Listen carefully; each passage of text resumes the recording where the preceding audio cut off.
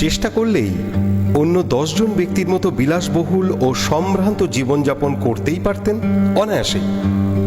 আজ থেকে 80 বছর পূর্বে ব্যারিস্টারি পাশ তো আর ছোট কথা নয়, তাও আবার বিদেশ থেকে। কিন্তু সেই বিলাসবহুল জীবনকে উপেক্ষা করে বেছে নিয়েছিলেন বামপন্থী রাজনৈতিক জীবন কমরেড জ্যোতি বসু।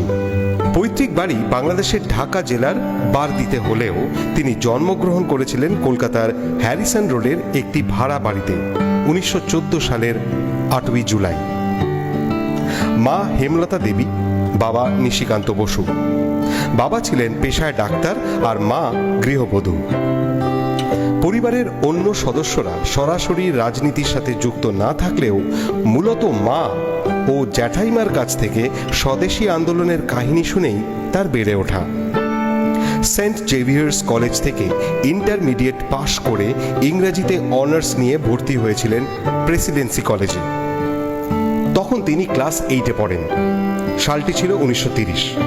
হঠাৎ শুনলেন অক্টালনি মনুমেন্টে ভাষণ দেবেন সুভাষচন্দ্র বসু। দেশপ্রেমের আবেগকে আটকাতে না পেরে তিনি চলে গিয়েছিলেন সেইখানে। কিন্তু সেই সময় সেই জায়গার পরিস্থিতি ছিল রণক্ষেত্র। সবাই আসা মানুষের ওপর চলছিল পুলিশের অত্যাচার। তিনিও খেয়ে গেলেন পুলিশের লাঠির 2-4 ঘা। সেটাই বোধহয় রাজশক্তির বিরুদ্ধে প্রথম প্রতিবাদ। 1935 সালে প্রেসিডেন্সি কলেজ থেকে বিএ অনার্স পাশ করে রওনা দিয়েছিলেন বিলেতে ব্যারিস্টারি পড়তে। সেদিন কি আর তিনি জানতেন সেখানে ব্যারিস্টারি পাঠ নয়, অন্য কোনো মহত্তর উপলব্ধি অপেক্ষা করছিল তার জন্য। সেখানেই সম্মুখীন হন ব্রিটেনের বিখ্যাত কমিউনিস্ট নেতা হ্যারি পলিট, রজনী পাম দত্ত, বেন ব্র্যাডলি প্রমুখ ব্যক্তির সঙ্গে। শুরু হয় ফ্যাসিবাদ সম্পর্কিত বই পড়া, মার্ক্সবাদী পাঠচক্রে নিয়মিত যাওয়া। মার্ক্সবাদী সাহিত্য পাঠ আর সমসাময়িক ঘটনাগুলি তাকে দ্রুত রাজনীতির মূল প্রবাহে টেনে এনেছিল। সেই সময় ভারতীয় ছাত্রদের নিয়ে গড়ে ওঠে লন্ডন মজলিস এবং তিনি হন তার প্রথম সম্পাদক।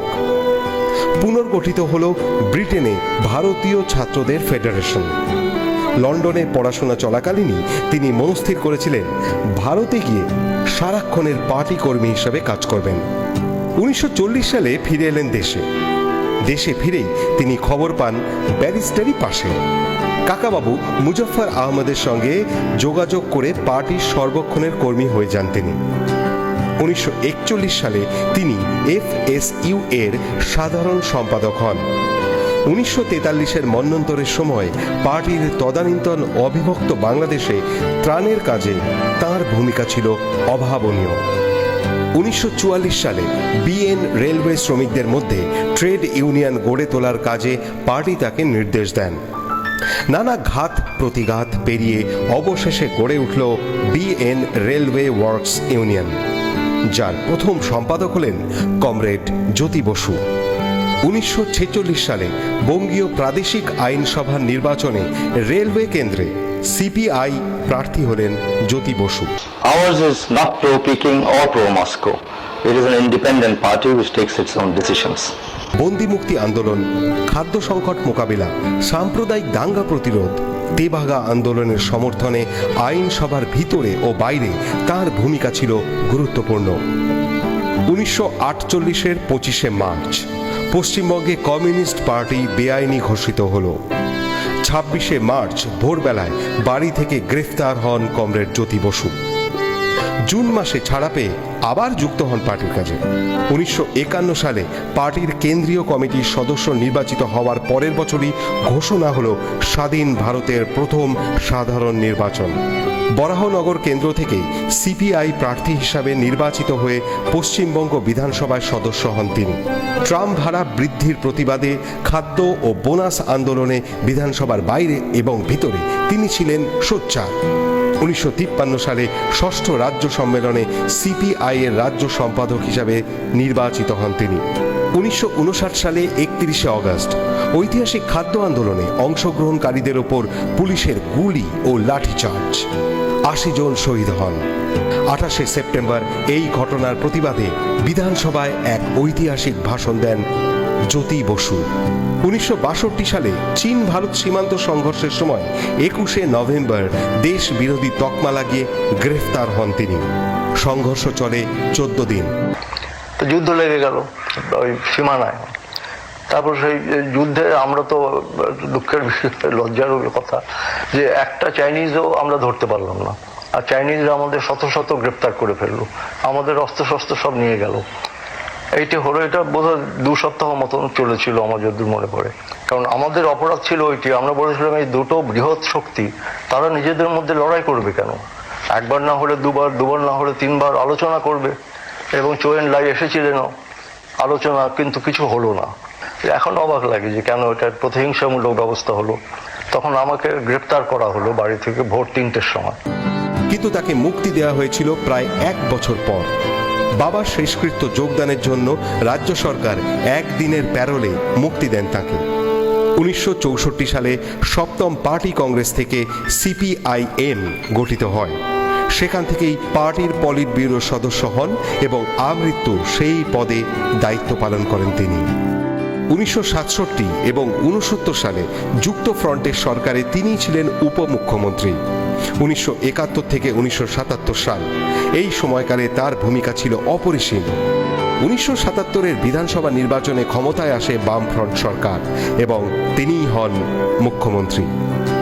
ভূমি সংস্কার, বর্গা আইন, ত্রিস্তরীয় পঞ্চায়েত ব্যবস্থা, শিল্পনীতি, কেন্দ্র রাজ্য সম্পর্কের পুনর্বিন্যাস, বক্রেশ্বর তাপবিদ্যুৎ কেন্দ্র, হলদিয়া পেট্রোকেমিক্যালস, সল্টলেক ইলেকট্রনিক্স কমপ্লেক্স, যুব ভারতী ক্রীড়াঙ্গন, বিদ্যাসাগর সেতুর মতো অসংখ্য গুরুত্বপূর্ণ কাজ হয় তার সময়কালে।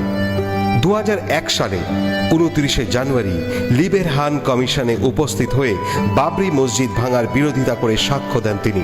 বাবরি মসজিদ যখন ধ্বংস হয়, আমাদের ভারতবর্ষের একটা লজ্জার কথা যে এরকম ঘটনা হতে পারে। যেমন সাম্রাজ্যবাদের বিরুদ্ধে আমরা, তেমন আমরা চাই না যে সম্প্রদায় সম্প্রদায় বিভেদ হোক, এটা কখনো হতে পারে না। এটা ভারতবর্ষের সভ্যতা এই কথা বলে না।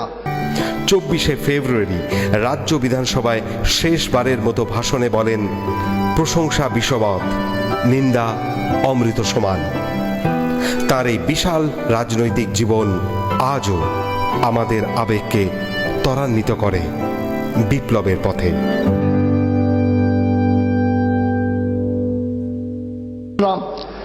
যে বাবরি মসজিদ যখন ধ্বংস হয়, আমাদের ভারতবর্ষের একটা লজ্জার কথা যে এরকম ঘটনা হতে পারে। এবং সেখানে 3 জন বড় বড় নেতা নেত্রী যারা পরে মন্ত্রী হয়েছিলেন, যাদের নামে এখনো মামলা আছে, ক্রিমিনাল কেস আছে, তারা সেখানে উপস্থিত। আর কর সেবকরা তারা দলে দলে গিয়ে সেইখানে মসজিদ ভাঙছে। আর সুপ্রিম কোর্টকে তারা বলেছিলেন, সুপ্রিম কোর্ট তাদের ডেকেছিলেন যে কর সেবকরা কি করতে যাচ্ছে ওখানে বাবরি মসজিদের ওখানে। তারা বলেছিলেন যে সেখানে ধর্মীয় গান গাইবেন, ধর্মীয় গান করতে যাচ্ছেন, কিন্তু ভেঙে গুড়িয়ে দিল। আর ওদের যিনি তখন মুখ্যমন্ত্রী ছিলেন, এখন আর নেই, তিনি ছিলেন, তিনি বক্তৃতায় বললেন, যখন মন্ত্রিত্ব চলে গেল, কলকাতায় এসে তিনি বললেন, সেটা আমি ধরে রেখেছি, ক্যাসেটে ধরে, পুলিশের ক্যাসেটে ধরে রেখেছি। তিনি বললেন যে এটা একটা চমৎকার ঘটনা হয়েছে, হিন্দি ভাষায় বললেন যে এখন একটা নতুন যুগের মধ্যে আমরা ঢুকে গেলাম। এই কর সেবকরা যা করলো, এটা নতুন যুগ শুরু হয়ে গেল। এবং আর সাম্প্রদায়িক সম্প্রীতি এটা রাজ্যে খুবই দরকার। যেমন সাম্রাজ্যবাদের বিরুদ্ধে আমরা, তেমন আমরা চাই না আমেরিকার দাসত্ব, তেমন আমরা চাই না যে সম্প্রদায় সম্প্রদায় বিভেদ হোক, এটা কখনো হতে পারে না। এটা ভারতবর্ষের সভ্যতা এই কথা বলে না। এই লক্ষ্য সে তার নেই। ওই বিভিন্নতার মধ্যে বৈচিত্র্যের মধ্যে ঐক্য, এই কথাই রবীন্দ্রনাথ বলে গেছেন। তাই নিয়েই আমরা চলছি এবং আশা করি সেইভাবেই আমরা চালিয়ে যেতে পারব। এবং আপনারা এখানে যা